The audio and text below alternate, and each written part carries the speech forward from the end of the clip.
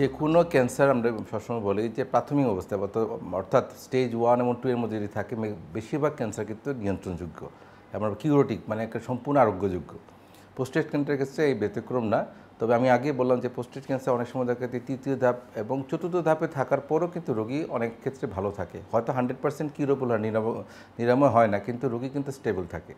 আর prostate cancer কিন্তু চিকিৎসা না করলে কিন্তু অনেক দ্রুত বেড়ে যায়। যেমন প্রোস্টেট ক্যান্সার সবচেয়ে আগে আক্রমণ করে আমাদের হাড়ের মধ্যে খুব তাড়াতাড়ি দ্রুত চলে যায়।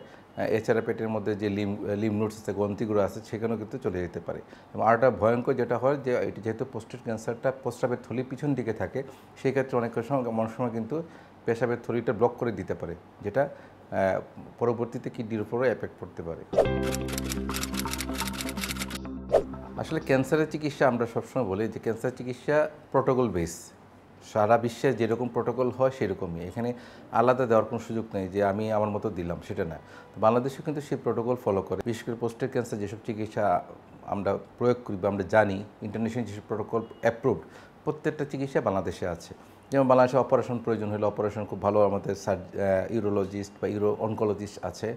আমাদের প্রোস্টেট ক্যান্সারের যে প্রধান চিকিৎসা, যে hormone therapy, chemotherapy, targeted therapy বা এগুলো কিন্তু প্রত্যেকটা আমাদের দেশে আছে।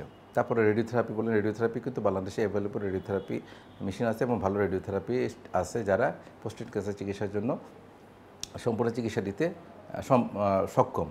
তো এতে বিশ্বের অন্যান্য দেশের তুলনায় আমরা তো পিছিয়ে আছি তা না, আমাদের শুধু মানসিকতার পরিবর্তন প্রয়োজন, যে আমরা আসলে বাংলাদেশের চিকিৎসা নিতে একটু দ্বিধাগ্রস্ত হই যে বাংলাদেশে চিকিৎসা আছে কিনা বা সম্পূর্ণ চিকিৎসা করলে ভালো হবে কিনা। এখানে আসলে স্থান বা কালে কোনো ব্যাপার না, ব্যাপারটা হলো আমরা অ্যাপ্রোপ্রিয়েট প্রোটোকল যেটা নিয়ম আছে, যে চিকিৎসা ক্যান্সার চিকিৎসা যে প্রোটোকলটা নেওয়া হয় সেই প্রোটোকলটা ফলো করা হচ্ছে কিনা সেটার উপর নির্ভর করতেছে।